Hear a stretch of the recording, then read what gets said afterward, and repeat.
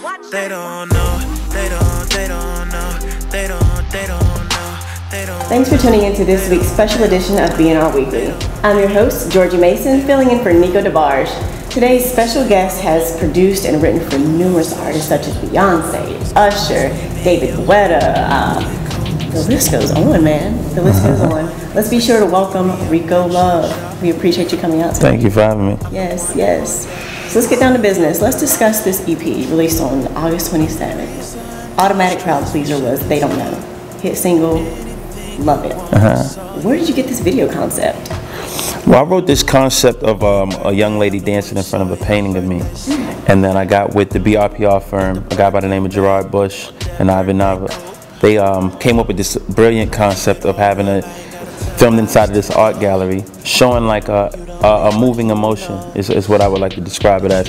Because I didn't want to just approach it as like, okay, it's me and the guy meets girl, you know, secret thing. It's too obvious. I think it gives you an opportunity as a listener, as a viewer, to come up with your own concept of what you feel like the song means to you. Because I actually wrote the song about my relationship with the music business and how a lot of people don't know that I'm behind a lot of the records. I use that content as a metaphor because I feel like it would be a lot easier for people to understand that. So when you're watching the video, the female, she represents the artist and how well put together they are after they get a hit record, and the things that we do when we create behind the scenes, but not in the angry way. A lot of artists, a lot of producers who become artists, they're angry. They're like, oh man, I should be getting the credit, but it's not that type of situation for me. It's like they don't know, and I think it's cool. If you believe that whoever wrote the song, if you believe in that makes you buy the song, I welcome you to believe that. But as long as we know, they don't have to know. Right on there. Right on. Very witty. I like that. So Tiara Thomas, what did you see in her? Like, oh man, Tiara Thomas, when she played the guitar for me, what's crazy was this guy named Greg brought it to me. He's a partner with Wale and his BOA company. He brought it to me and said, yo, you have to have this girl. You know, I really see her being under your wing. So when he brought it to me, she played the guitar for me and she sang Bad. She sang a song called Popular and she sang a song called Gang Signs. And I was blown away. Just so happened that John Janik, who was the new president at Interscope, who I just did my label deal with, he had just came. So we were all there, myself, Benny Blanco, John, and we was able to see her, and then we fell in love. And I said, I have to have her. And I offered her a deal, like maybe a month later. I had paperwork to her like a month later.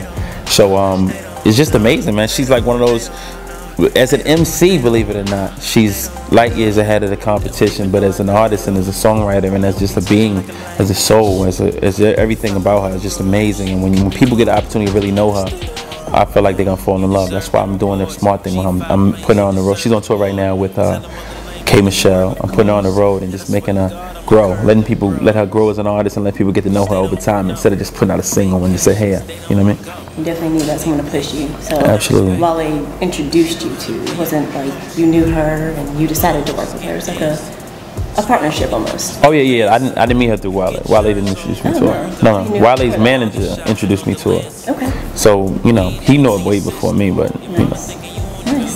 All right, so TTLO, hashtag TTLO. Where did this come from, Turn the Lights On? Turn the Lights On. I used to hang out in this club in LA called Area. They call it Greystone now. It's a new. But I used to hang out there in Area like in 07, 08. And they would play this song by Pink Floyd called The Wall. And every time they played this particular part, all of the lights would be off in the club. And when they said, hey, teacher, leave those kids alone, all the lights would come on, flashing. So I would say, turn the lights on, to myself. And one day I went to the studio and I put it in a record. And a good friend of mine, Mans Taylor, he's from London. He said, yo, you should say that in every song you write. So I just started putting it in every song. It's like my tag, it's my thing. And it stuck.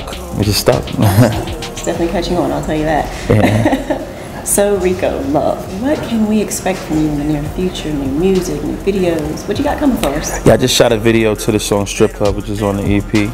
I've just finished my mixtape. It's called El Presidente. It's dropping December 9th. And it's just flooding the market with music. They don't know it's doing so well, but I don't feel like that's the end. That's only the beginning. So people getting to know you. Now, if I wasn't a forward-thinking person, I would, after success from the single, I would put out an album, but that doesn't give people time to know who you are fully as an artist. So I just want to keep working the grind. You know, a lot of people are afraid. They get a hit record and they're like, oh, we got to push an album out. But I'm confident in my ability to consistently make hit records and make great songs, and about building a story and getting people to know me. So I'm doing that, and I just want people to know the brand and understand what Division 1 is as a collective, because I own a record company. I'm an executive, I'm a songwriter, I'm an artist, not a rapper, not a singer. I'm just an artist, and however that's translated musically, I feel like I let it do it. You know what I mean? I allow it to do so through me. So, you know, in order for people to get to know me, they got to hear more music, and that's what I'm gonna do.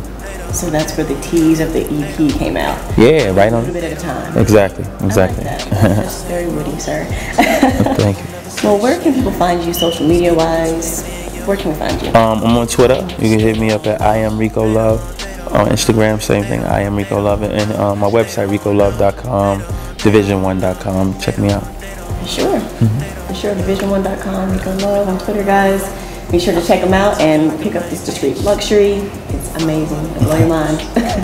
Thank you. Be sure to check them out, and we just want to thank you so much for coming out today. Thanks for having me. We appreciate it. Be sure to tune in next week, and we'll be back. Bet you got my name tattooed on your body. They don't know you.